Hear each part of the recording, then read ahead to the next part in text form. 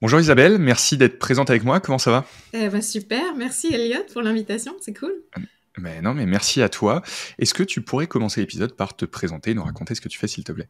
Alors actuellement, j'ai un parcours hyper atypique, mais actuellement j'ai la casquette de fondatrice d'une méthodologie innovante qui s'appelle l'orientation positive, qui aide les jeunes et les adultes à mieux se connaître pour trouver ce qu'ils veulent vraiment faire de leur vie de manière professionnelle. Et je suis aussi autrice de 7 livres, le septième étant sorti bientôt. Mais j'ai un parcours très atypique, alors peut-être que ça t'intéresse de Ben comprendre oui, comment justement, ça m'intéresse, j'en parce que je suis pense qu'on arrivée aura le là. temps, on aura le temps de parler de l'orientation politique juste après, et des livres. Est-ce que, effectivement, tu peux me raconter comment tu en es arrivé là? Ouais, je serais Le très curieux de savoir. parcours, à la base, peut-être que je vais commencer par mon orientation juste rapidement, parce que ça rentre aussi dans On cette fait la idée boucle? de, voilà, de trouver sa place, de prendre sa place. Et effectivement, j'ai une grosse influence familiale à ce moment-là. Moi, je voulais être enseignante, et puis mon père, qui était lui-même enseignant, m'a dit non, c'est trop compliqué, et tu devrais être gestionnaire d'un établissement scolaire. Et après coup, je me dis, mais comment en fait on peut imaginer ça pour son enfance, très intéressant. Mais du coup, j'ai suivi cette influence familiale, j'ai fait des études pour gérer une entreprise ou gérer une administration, un établissement scolaire. Et puis mon père est décédé. Et je crois que j'ai eu la liberté de faire ce que je voulais à ce moment-là. Et moi, ce que je voulais, c'était enseigner. J'ai déjà cette âme d'enseignante. Donc, je suis devenue, et j'ai réussi de suite le concours de l'éducation nationale, super, professeur d'économie et gestion. Et puis la vie m'a amenée à partir immédiatement aux États-Unis pour suivre mon conjoint. Et j'ai été enseignante de français langue étrangère dans une grande université, j'en suis très fière, qui s'appelle Stanford en Californie. Et j'ai enseigné à Stanford pendant 7 ans. Je suis restée aux États-Unis pendant 8 ans. Donc à la base, si tu veux, j'ai un socle d'enseignante. Vraiment, j'aime transmettre, j'aime Ouais. l'éducation. Je suis rentrée en France et la première chose que j'ai faite, c'est on parle de formation, donc j'en avais même pas conscience, c'est quand on a débriefé ensemble. J'ai créé un ensemble de supports pédagogiques pour apprendre le français langue étrangère via le cinéma français. C'était un cours que j'avais créé en fait quand j'étais à Stanford, que j'ai enseigné pendant 7 ans. Et je me suis dit, mais en fait, il n'y a pas de support pédagogique et ça serait hyper cool de faire ça. Donc ça m'a pris 1 an. Moi, j'espérais publier un livre, ça n'a pas Ok. marché parce qu'ils m'ont dit, ouais, les droits d'auteur pour les extraits de films, ça coûte un bras. Donc non, merci. Donc du coup, c'est devenu un gros site, c'était beaucoup de travail à l'époque. Donc j'ai fait ça, et après, quand j'ai voulu me réinsérer dans la vie professionnelle, parce que là, c'était une année et demie sabbatique, avec ma casquette d'enseignante, c'était pas facile de faire autre chose, en fait. On est quand même très étiqueté, Ouais. c'était pas évident. Donc grâce à mes compétences en éco-gestion, j'ai fait plein de choses, vraiment. En étant bras droit de chef d'entreprise ou de présidente Hmm. d'université, j'ai travaillé sur un salon littéraire, enfin peu importe, j'ai fait plein de choses, mais dans mon cœur, je me disais, en fait, est-ce que tout le système m'amène à exprimer pleinement qui je suis professionnellement?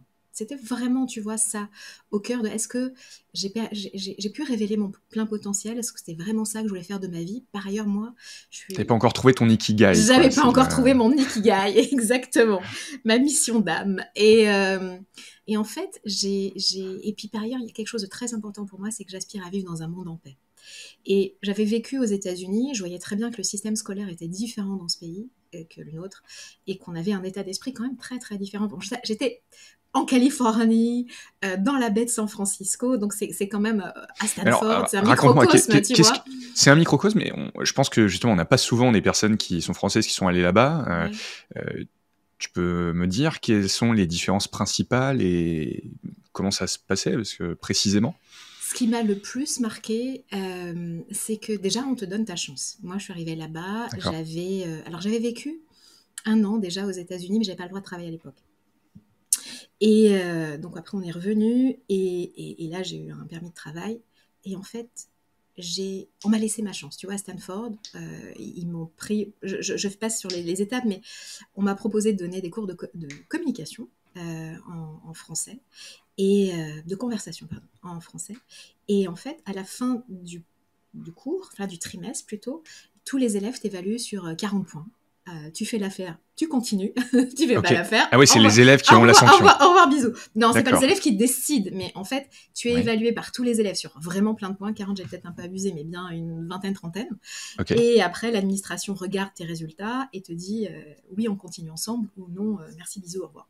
D'accord. Et en fait, de fil en aiguille, on m'a donné de plus en plus de cours.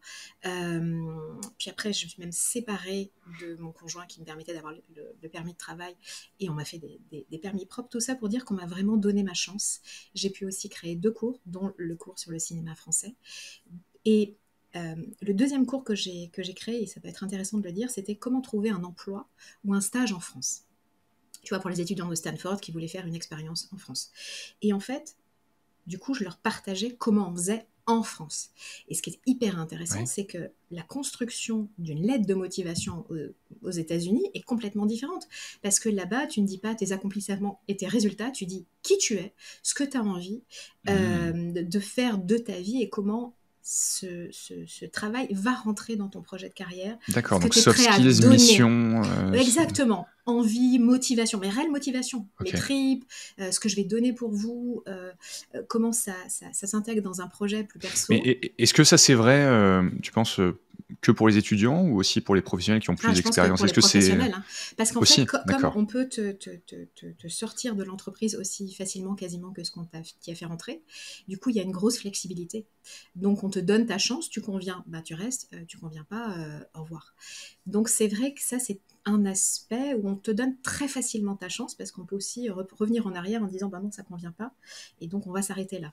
Deuxième chose, c'est la positivité. Tu vois, clairement, aux États-Unis, quand tu dis je vais monter tel projet, les gens en général vont te dire d'abord ouais, c'est super, et comment tu vas t'y prendre, et moi je peux te conseiller, tu vois, on va te donner des idées. En France, clairement, j'ai monté plusieurs projets, donc je sais comment ça se passe. Et la première des choses, on va te dire ah bon, tu es sûr? Et tu as pensé à ça, tu as pensé à ça, Ouais. tu as pensé à ça, tu as pensé à ça, ou ça ne marchera pas pour telle et telle raison. Donc, si tu veux, c'est un prisme qui est complètement différent. Et par ailleurs, donc ça c'est première chose, tu as l'aide de motivation, mais le côté on te donne ta chance facilement. Ce que je viens de dire du coup à l'instant. Ouais, donc ils cherchent comment réussir, alors que nous on va chercher pourquoi on va échouer. Exactement. Et ils sont très valorisants et très, je trouvais très soutenants. Et j'étais très Ouais. surprise quand j'étais la première fois que je suis allée au supermarché, à la caissière, tu sais, j'avais un anglais correct, mais pas Ouais. extraordinaire non plus. Et elle me demande, parce que ça fait partie du processus, comment je vais. Et je me dis, Ok. c'est pas possible qu'elle me demande ça. Donc je lui demande de répéter, elle me redit ça. Je lui dis pardon. Et tu vois, et en fait, il y a cette sorte de positivité, de soutien. Et je vois, tu vois, là où j'en suis dans moi, mon parcours, mon orientation possible et tout ce que j'ai fait, je me suis rendu compte que ce qui manque clairement dans notre système scolaire, et là je suis presque en colère à l'heure actuelle, c'est ce soutien inconditionnel pour chaque personne en termes d'estime de soi, de confiance en soi, de valorisation et de reconnaissance de sa différence. Et quand bien même c'est un peu faux, parce que si on prend l'exemple de la caissière, bon, elle s'en fiche un petit peu de savoir comment tu vas, je Complètement. suppose. Mais peu importe, c'est quand même important de faire cette Peu action. importe, parce que Ok. ça crée quand même un lien. Il y a quand même, moi j'ai senti quand j'étais là-bas, en tout cas, C'est mieux que rien, quoi. c'est mieux que rien. Et j'ai senti vraiment, tu vois, typiquement des petites choses toutes simples, quand tu fais la queue au supermarché, une caisse qui s'ouvre. Ce ne sont pas les derniers qui vont arriver, qui vont s'y mettre. Naturellement, ça va être les premiers qui étaient en attente sur la caisse déjà, qui vont se positionner. Mais ceux derrière vont dire, mais vous étiez devant moi, ça fait quelque temps que vous êtes là, allez-y, on va pas se précipiter. Tu vois, il y a ce sort de respect de l'autre. Alors effectivement, dans le système scolaire américain, on surjoue le truc. On surévalue les enfants en disant mais tu es fantastique, tu es génial. Et du coup, on s'est rendu compte que c'est trop. Parce que après, il y a une crise existentielle, les enfants réalisent qu'ils ne sont pas le roi tout-puissant et que tout n'est pas parfait. Donc il y a un juste milieu entre le système américain et notre système à nous.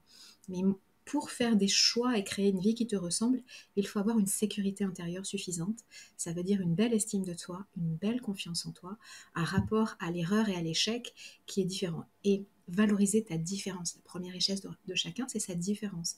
Tu vois, et dernière chose sur les États-Unis, tu as vraiment cette notion d'empowerment, c'est la capacité de power, tu sais, la puissance. Et on te Ouais. met dans ta puissance. Alors, encore une fois, j'étais en On te met en Californie. confiance, quoi. Dis, vas-y. J'étais voilà, on est vraiment sur cette énergie que je connaissais pas forcément de rêve américain. C'est donne-toi les moyens de tes ambitions. Couplé avec ça, parce que moi c'était, j'avais j'avais 30 ans quasiment, il y avait vraiment cette ouverture aussi au développement personnel, à la spiritualité. Donc ça a été une merveilleuse étape pour moi, au-delà de tout ce que ça m'a apporté en différences culturelles. C'est important de le dire ici parce que ça peut aider les auditeurs, c'est-à-dire que quand tu vis dans un pays différent, je pense peu importe lequel, mais c'est vrai qu'ici les États-Unis m'a apporté aussi toute cette liberté là, mais en fait, tu sors de ton conditionnement et de la culture dans laquelle tu as grandi, tu découvres une autre culture et du coup, ça t'ouvre la faille à dire ok, mais en fait, j'ai grandi avec telle valeur, telle vision du monde. Il n'y a pas qu'une façon de penser. J'en découvre une autre, il y a une autre façon de penser. Et ça te dit, ok, qui je suis, qu'est-ce que je veux, qu'est-ce qui est important pour moi. Et parce que tu sors de cette normalité qui est une normalité conditionnée. Ok, ouais, on a tous ce contexte finalement qu'on oublie parfois, on pense que c'est normal, mais il y a d'autres réalités. Et c'était pareil, tu vois, pour l'école. En fait, dans mon parcours, si tu veux que je te redonne la suite, en fait, j'en étais à le fait que je trouvais que j'avais pas pris ma place, qu'on n'était peut-être pas en train de construire un monde en paix, qui était très important pour moi. Et donc, j'ai fondé une association qui s'appelle École du Monde, acteurs en éducation, pour montrer les différentes façons de voir et de faire l'école dans le monde, notamment l'école publique. Ce que j'ai découvert en commençant ça, c'est que les systèmes scolaires sont très différents les uns des autres, beaucoup plus que ce que je pouvais imaginer, vraiment beaucoup plus, et que ça construit pas la même société. On n'a pas derrière l'école le même projet de société et le même projet d'humanité dans le rapport à soi, aux autres, au monde, à l'apprentissage. Donc on a organisé des cafés pédagogiques sur Montpellier, là où je suis, puis après je me suis rendue dans certains pays pour découvrir un petit peu les systèmes scolaires en vrai. Et tout ça pour te dire sur le parcours, c'est qu'à un moment, c'était fabuleux, vraiment. Mais je suis intervenue, j'ai été invitée dans 2 événements UNESCO, dont un qui m'a fait prendre conscience que tout ce que j'investissais pour faire bouger l'école en France, pour justement apporter plus d'humanité, plus de rapport à la fois à la construction identitaire de chacun, à la valorisation de chacun, et à la fois dans la relation aussi à soi-même, aux autres et au monde, tout ça, ça le serait pas. Donc, j'ai décidé d'arrêter ce que je faisais et d'écrire un premier livre qui s'appelle 30 jours pour trouver ma voie et vivre mes rêves, qui est destiné toujours destiné aux ados. Alors, attends, faut quand même qu'on fasse non, c'est juste que faut faire la transition. C'est-à-dire, là, t'es passé quand même de je travaille avec des partenaires, etc. J'écris, peut-être t'écrivais probablement déjà un petit peu. Non. Mais, non, pas du tout. Mais alors, comment j'écrivais aussi des textes qui allaient sur le site web, si tu veux. Voilà, non, mais ce qui est déjà pas mal. Ouais. Mais du coup, pourquoi le choix du livre ? Parce que tu aurais pu choisir n'importe quelle autre façon de transmettre. Pourquoi le livre en particulier ? Ah, c'est une bonne question. Parce que c'était celle que je connaissais peut-être à l'écriture. D'accord. Tu vois, on revient en arrière. Il a été publié en 2015, je l'ai fait en 2014.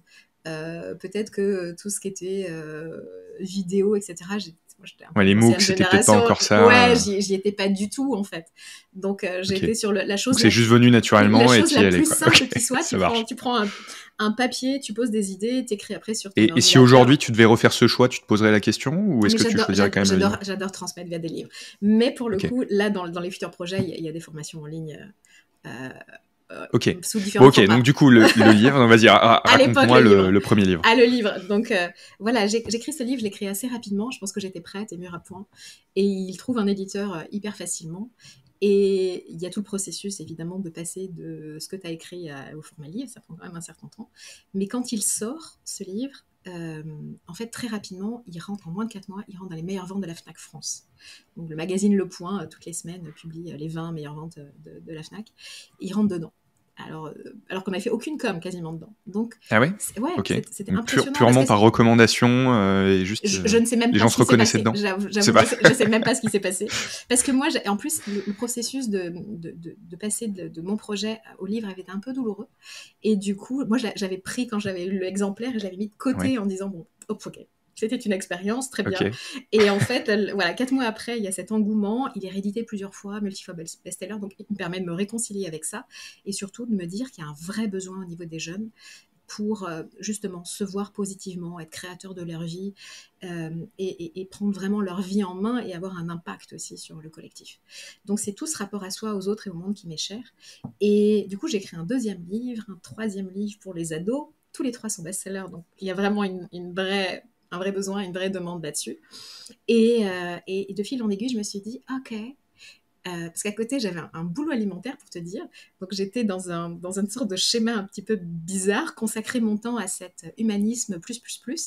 Et je me suis dit, mais en fait, à la fois pour gagner un petit peu d'argent, puis formaliser un peu plus le truc, je vais donner des formations. Parce que je pense que ça peut intéresser des gens, en vrai, d'avoir un enseignement direct de toutes ces choses qui paraissent importantes. Puis j'accompagnais des jeunes aussi, je voyais que ça marchait vraiment bien. Et du coup, j'ai développé le concept qui s'appelle l'orientation positive. J'ai commencé des formations et depuis, voilà, ça marche ultra bien. Et ça fait quelques années, tu vois, que les formations sont toutes complètes et surtout qui se diffusent de plus en plus maintenant dans les écoles. J'ai formé plusieurs fois cette année l'ensemble des enseignants d'un établissement scolaire. Les initiés, on va peut-être être plus modeste là-dessus, mais voilà, c'est quelque chose qui se développe vraiment bien. Alors c'est une question intéressante ça. Qui est ta cible sur les livres et sur les formations? Parce que sur les formations, j'imagine, là tu viens de le dire, qu'il y a les personnes un peu au-dessus qui vont faire redescendre l'information. Sur les livres, est-ce que, par exemple, dans le cas d'un livre pour les ados, est-ce que c'est les ados qui lisent ou est-ce que c'est plutôt les parents?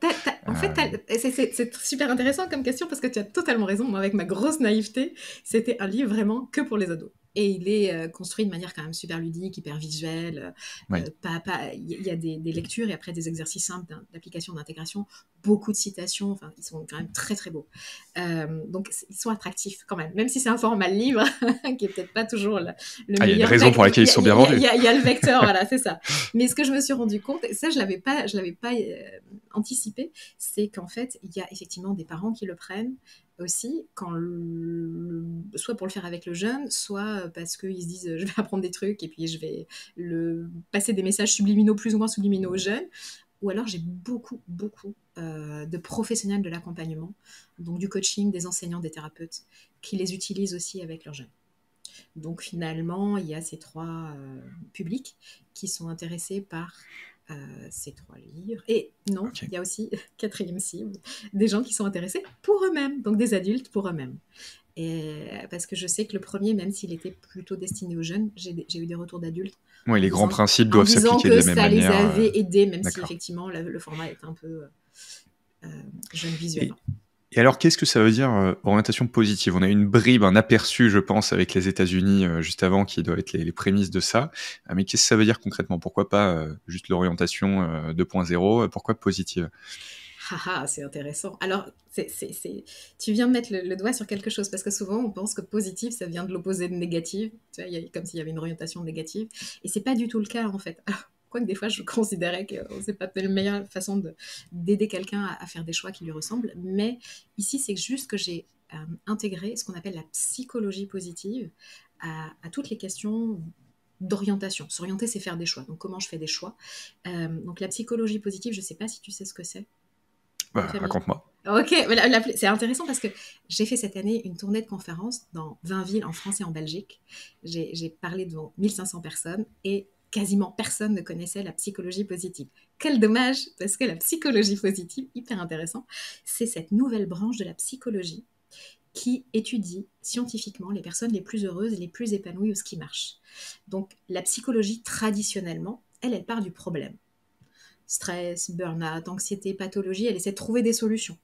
Et en fait, en 1998, les chercheurs, ça a commencé aux États-Unis, lors du congrès des psychologues américains, et en fait, le président, qui était Martin Seligman, venait de prendre conscience que toutes les communications et publications scientifiques portaient sur les problèmes. Puis il s'est dit, mais en fait, il n'y a quasiment pas de publications sur ce qui va bien, quoi. Sur la joie, l'amour, le bonheur, l'épanouissement, la réalisation de soi. Peut-être faire au moins à minima un rééquilibrage, 50-50, alors que je crois qu'on était à moins de 10% de publications sur ce qui allait bien, et donc est insinuée la psychologie positive. Donc les chercheurs ont commencé à modéliser, à explorer, rechercher ce que faisaient les personnes qui allaient vraiment bien dans leur vie, dans tous les domaines, les organisations qui fonctionnaient hyper bien, pour trouver éventuellement s'il y avait des choses qu'on pouvait faire pour le reproduire en fait. Et donc, je me suis inspirée de la psychologie positive, des recherches, des outils, des exercices pour l'intégrer aux questions de l'orientation. Et je me permets de compléter un truc avant que parce que je vois que tu veux me dire un truc. Bien sûr, mais je suis très curieux. Mais un truc hyper intéressant, c'est que la psychologie positive a mis en évidence que les personnes les plus épanouies professionnellement combinait 3 éléments. Donc, c'est une sorte d'ikigai simplifié, si tu veux. Elles s'appuient sur, alors qu'elles en soient conscientes ou pas, elles s'appuient sur leurs points forts, sur leurs atouts, sur leurs talents, sur ce qu'elles maîtrisent, ce qu'elles savent faire, en fait. Le deuxième, c'est qu'elles font quelque chose qui leur donne du plaisir et qui leur donne de la joie, qui les fait vibrer, qui les rend vivants. Et le troisième, c'est qu'elles font quelque chose qui est important pour elles, qui fait sens pour elles, donc qui est important, qui est essentiel. Elles ont mis en priorité ce qui était prioritaire. Donc, en orientation positive, une grosse partie de ce qu'on fait, c'est d'aider chacun à explorer ces 3 dimensions. Exploration des forces, de la joie et du sens pour chacun. Ok, hyper intéressant. Et je souhaite à tout le monde donc, de retrouver cet équilibre parfait. Et si tu avais un conseil pour faire en sorte que plus de monde trouve cet équilibre, ce serait quoi? Et je vais décomposer peut-être la question en 2 parties. Ce serait quoi dans l'éducation pour plutôt les adultes qui accompagnent les personnes qui cherchent ce que finalement elles veulent faire, et plutôt pour les étudiants, les lycéens, les personnes qui sont en train de chercher pleinement leur avenir. Alors, la première chose que je te dirais, je vais te le décomposer, je crois, en trois parties. La première chose, c'est de s'écouter et de se faire confiance. Je crois que plus j'avance, plus j'observe qu'il y a une partie de nous qui sait ce qu'on a envie de faire, qui on est. Après, est-ce qu'on se l'autorise ou pas?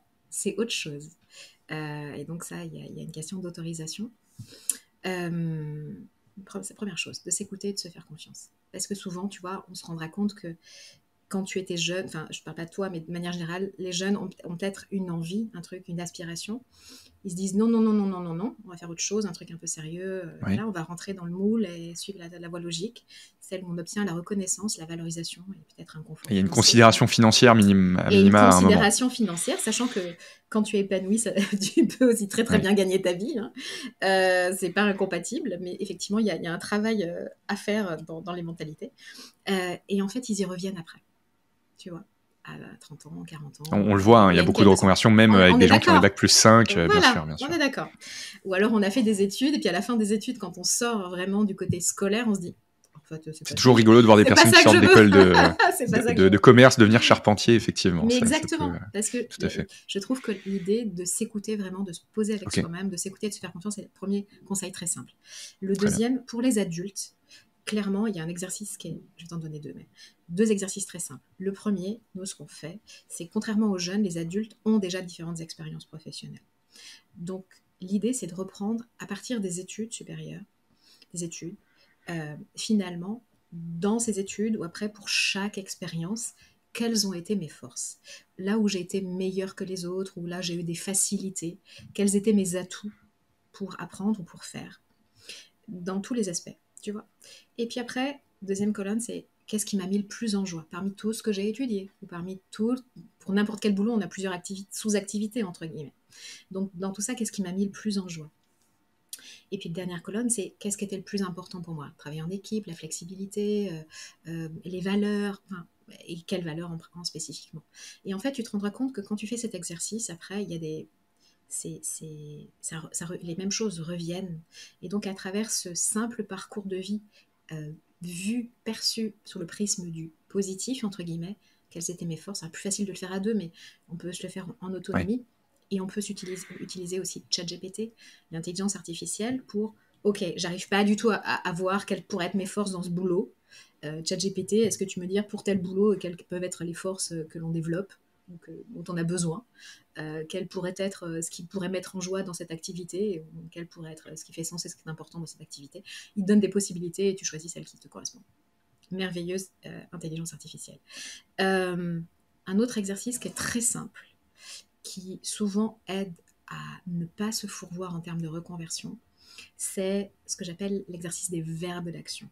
J'adore cet exercice, ça fait partie des exercices fondamental de l'orientation positive, qui est, tu sais, dans une société, il y a des gens qui nous nourrissent, il y a des gens qui nous protègent, il y a des gens qui recherchent, il y a des gens qui communiquent, qui conseillent, qui optimisent, qui inventent, ou qui réparent, ou qui construisent. Tu vois, c'est des énergies différentes. Et ce qui est hyper intéressant, c'est de te connecter à sa propre énergie. Alors, dans 2 de mes livres, tu vois, je propose cet exercice, parce que le but, c'était aussi de proposer ces exercices en autonomie. Il y a un ensemble, un nuage de verbes. L'idée, c'est de reconnaître. Alors, moi, je préfère 3 verbes, tes 3 verbes fondateurs. Quels sont tes verbes fondateurs? Est-ce que c'est créer, communiquer, prendre soin, organiser, tu vois? Et en fonction de ça, tu arrives à avoir une sorte de couleur personnelle, de dire, ah ben moi, c'est ça, en fait. Et souvent, si tu faisais des petites choses simples comme ces verbes, cet exercice sur les verbes d'action, tu verrais très bien que dans cette formation ou pour ce métier, tu ne seras pas du tout à ta place parce que tu nourris pas quelque chose d'identitaire et de vraiment profond. Et donc cet exercice, il est tout à fait transposable pour les jeunes. Tu me demandais pour les adultes, je viens de te donner. Pour les jeunes, c'est quelque chose qui est vraiment très très simple à faire. Tu demandes sinon à ChatGPT un nuage de verbes, les verbes d'action les plus communs dans notre société. Et après, tu identifies les 3 qui te ressemblent le plus. Dis-toi quand même ce que ça veut dire pour toi, parce que créer, si on prend l'énergie de créer, ça pourrait être créer un projet, ça pourrait être créer avec ses mains, ça pourrait être plein de formes de création en fait. Donc, oui, il y a plein de possibilités, mais au moins ça élimine déjà un certain nombre de choses, j'imagine, assez facilement. C'est déjà le. Non seulement ça élimine les possibilités, mais ça t'aide, tout le processus nous en orientation positive, c'est d'aider à te connaître et surtout de te faire confiance pour trouver tes propres réponses. C'est-à-dire être, moi, ce que j'appelle en référence interne et pas en référence externe. C'est-à-dire que c'est ok, ma couleur, c'est ça. Moi, c'est créer, prendre soin et, je dis n'importe quoi, partager. Tu vois, mes intelligences, c'est ça, ça, ça. Et avec cette combinaison de toutes les informations qu'on a collectées, et maintenant, grâce à l'intelligence artificielle, on trouve les meilleures pistes professionnelles pour soi. Vraiment, c'est un truc bluffant. Je suis ravi que tu parles d'intelligence artificielle. Je pense que c'est pas très commun d'avoir des autrices qui vont parler de l'intelligence artificielle. Donc c'est que tu es, tu es à la pointe, c'est cool. Donc c'est chouette. En général, je dis ça pas méchamment, c'est juste qu'on accompagne chez EduSign, par exemple, une école qui s'appelle Lemo, et on voit que c'est juste l'écriture. Incontournable. Par contre, j'écris toute seule. Pour le coup, pour l'instant, je veux le dire, je n'écris pas grâce à l'intelligence artificielle, mais en fait, je l'ai utilisé. J'ai vérifié quand même. J'ai fait plein de tests. Par rapport à ça, s'il pouvait écrire un livre, tu sais, parce qu'actuellement, il y a cette tendance de dire oh, je ne fais plus rien et je gagne ma vie en publiant un livre que j'ai écrit en une journée. Et effectivement, il est capable de le faire. La qualité sera peut-être pas la même. Ça sera pas la même, puis surtout, c'est un message qui pour l'instant, moi, j'ai envie de sortir des trucs qui viennent de mes tripes, en fait. Tu vois, c'est une expression. En fait, j'écris un livre parce que j'exprime ce qui m'est le plus cher. Donc, j'ai encore ce besoin-là, en fait, de le faire. C'est pas juste partager des idées, c'est partager mes tripes. Bon, c'est hyper intéressant, Isabelle, et je pense que dans l'envie de partager, il y a encore plein de choses qu'on pourrait dire, mais on va passer aux questions de la fin. Juste une petite dernière question quand même. Comment tu répartis ton temps aujourd'hui? Parce que je vois que tu as aussi une masterclass, écrire un livre pour transmettre, contribuer, inspirer. C'est quoi la répartition aujourd'hui dans tout ça? Est-ce que tu peux juste nous dire 2 mots sur cette masterclass et qu'est-ce que c'est? Alors, cette masterclass, oui, parce qu'elle peut intéresser tous ceux qui ont envie d'écrire un livre pratique. En fait, c'est un projet que j'ai mené pendant 2 ans. Alors, actuellement, je ne le mène plus. Et l'idée, c'était... Alors, c'est tout gratuit, tout sur YouTube. Donc, si les gens veulent faire, j'ai en fait... la première année, non, c'était payant. Après, je l'ai rendu gratuit, mais première année, non. Je reviens en arrière, c'était payant. En fait, j'ai interviewé... Les gens venaient tellement vers moi pour me dire comment t'as fait pour écrire un livre, le publier, blablabla. Et moi, je connaissais plusieurs auteurs et je me suis dit, tiens, ce que je vais faire, c'est que je vais interviewer les auteurs pour savoir comment ils ont fait pour passer juste de l'envie à... la case finale, le livre est publié, il y a tout le processus complet, tu vois, avec même le parcours de vie, comment il s'insère dans le parcours de vie. Alors la première année, c'était organisé de manière très méthodologique, style les fondamentaux et tout le parcours. Puis j'ai fait une 2e année pour me faire plaisir en complément. Et à la fin, j'ai même organisé les 2 années un speed dating auteur-éditeur, parce que dans mon parcours, du coup, je connaissais des éditrices, et je leur ai dit, écoutez, je vais sélectionner des projets qui m'inspirent. C'était beaucoup de travail pour bien ficeler le projet des auteurs, et après ceux qui voulaient présenter leur livre en fait en live ont eu je crois plus de 2 minutes, mais tout le projet était aussi sur papier, 2 minutes pour présenter leur leur projet à 5 éditrices. Et sur 18 projets présentés, il y en a 6 ou 7 qui ont eu un contrat d'édition, voire plusieurs propositions. Donc, c'était cool. Chouette. Et l'année d'après, j'en ai sélectionné. Alors, du coup, c'était beaucoup moins. J'en ai sélectionné que 2, mais les 2 ont eu un contrat d'édition. Donc, pour se faire éditer, il faut faire du speed dating. C'est ça que je retiens. Là, pour se faire éditer, tu sais quoi? Pour se faire éditer, il faut... alors, je vous invite vraiment à écouter le masterclass parce que j'y partage vraiment les fondamentaux. Parce qu'il y a en fait, tu sais, beaucoup de gens veulent écrire un livre, mais il y a une façon de présenter le livre à un éditeur notamment. Il y a même... J'ai fait une masterclass qui est gratuite sur comment présenter son projet à un éditeur. Et là, j'interviewe ma propre éditrice et une amie éditrice qui t'explique clairement ce qu'elle attend parce qu'elle est donc là, on a les behind the scenes. Submergée de demandes. Et donc, il y a une façon de présenter le projet parce que les gens, ils ont envie de partager, mais ils ne voient pas du tout toutes les choses. Il y a un petit peu de business aussi. Qu'il faut présenter à l'autre pour être clair dans le projet. Moi, j'étais allée la première fois comme une fleur, comme ça, mais je me suis rendu compte que je me positionnais juste sur un endroit pour les ados, un livre pour ados qui n'existait pas. L'éditeur a dit bingo, ça me paraît génial, livre de dev perso pour les ados, génial, je prends le risque et ça a marché. Et voilà. Donc, masterclass, je termine ici. Tu veux me poser des questions? Non, c'est super et c'est hyper intéressant. On pourrait continuer, je pense, pendant pas mal de temps. Mais effectivement, je te propose masterclass-écrire-un-livre.com c'est un site web. Masterclass-écrire un livre et ça te ramène après sur plein de possibilités. Et dont les vidéos YouTube. Je crois qu'on le trouve en tapant sur Google, voilà, pour ceux qui cherchent. Donc, ou sur YouTube, tu vois, écrire un livre, Isabelle Servan. Tout à fait. Est-ce que tu peux me dire ce que sera pour toi la formation dans 10 ans, de ton point de vue? Oui, alors moi, actuellement, j'intègre beaucoup l'IA. Donc, je ne sais pas du tout de quoi sera faite la formation dans 10 ans, mais je me dis qu'il y aura probablement beaucoup de développement de formation grâce à l'IA et pourquoi pas avoir des parcours adaptés et personnalisés à chaque apprenant en fonction de son sujet, du sujet qu'il va apprendre, mais surtout de sa façon d'apprendre. L'IA va s'adapter pour te proposer des visuels, des audios, des métaphores, des histoires, peu importe. Mais je trouve que c'est l'intelligence de l'IA aussi. C'est vraiment une adaptation à son public extrêmement rapide. Donc, la création de supports, de parcours personnalisés. Moi, je suis assez indépendante dans mes apprentissages. Donc, je peux apprendre de personnes, c'est agréable, mais je peux apprendre aussi en autonomie. Je fais ça tous les jours. Et je me dis que si j'avais, peu importe le sujet, une interface, pourquoi pas avec une sorte d'hologramme ou de personne et qui me guide et on joue ensemble à apprendre et qui vraiment m'aide, je trouve ça fabuleux. Tu sais que j'ai fait... Je donne l'info, j'ai même fait des séances, je voulais essayer, tu veux essayer tout ce qui est IA, et j'ai fait une séance, plusieurs même, de thérapie avec l'IA. Et c'est bluffant. C'est comme si tu avais un thérapeute en face. C'est franchement impressionnant. Donc peut-être, donc si vous êtes thérapeute, lisez le livre sur l'orientation, vous allez en avoir besoin prochainement. Non, mais après, encore une fois, en fait, en orientation, c'est une vraie question, parce que l'IA bouscule tellement la donne que comment s'orienter dans une période où l'IA prend énormément transforme la donne des rapports au travail. Oui, dans un monde qui change très vite. Très vite. C'est toujours le sujet. Ouais. Est-ce qu'il y a une personne ou un média que tu suis particulièrement dans le monde de la formation? Tu m'avais posé cette question, j'ai essayé d'y réfléchir pas tant que ça, et je me dis que c'est dommage, je devrais le faire davantage. Après, il y a quelqu'un que j'aime beaucoup qui s'appelle Lou Durand, qui est quelqu'un que j'ai formé en orientation positive, qui est toute jeune, et en fait, elle a explosé depuis quelques temps, elle a créé le sommet de l'orientation. Puis elle a créé l'Orient-Up Academy et elle propose plein de formations en ligne. Elles sont toutes complètes.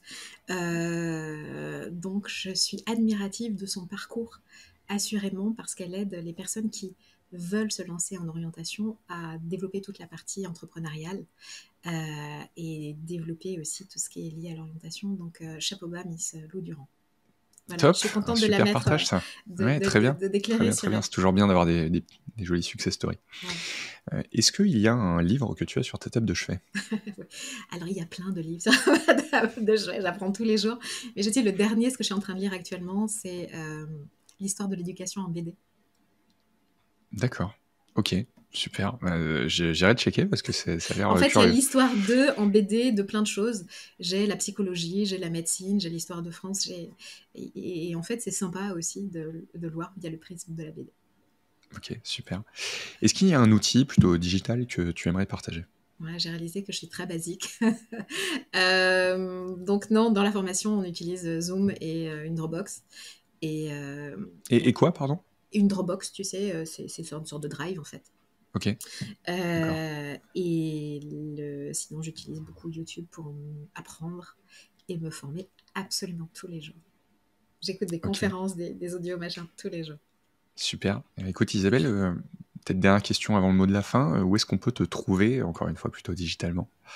Alors, je pense que je suis à peu près sur tous les réseaux sociaux, mais je suis pas très, très active. Donc, en termes de promotion, effectivement, les formations se remplissent un peu d'elles-mêmes. Je force pas le truc, enfin, je communique pas tant que ça. Sinon, j'ai un site web, isabellesarment.com, et j'ai orientationpositive.org. Et vous pouvez m'envoyer sur des messages sur Instagram, Facebook, LinkedIn est peut-être celui où je suis le plus active. Parfait. Eh ben, écoute, merci beaucoup d'être passé dans le podcast et je vais te laisser le dernier mot pour clôturer l'épisode. Je te remercie beaucoup en fait pour cet échange qui a été super nourrissant et je souhaite tout le monde de se réaliser vraiment professionnellement parce que c'est un beau cadeau pour le monde et quand tu es bien avec toi-même, tu contribues à quelque chose de magnifique dans le monde. J'adore cette citation et ça fait partie, j'avais oublié de dire juste que j'ai 7 livres en tout, on a parlé des 3 premiers mais j'en ai 7, dont les 2 derniers sont des parcours pour adultes.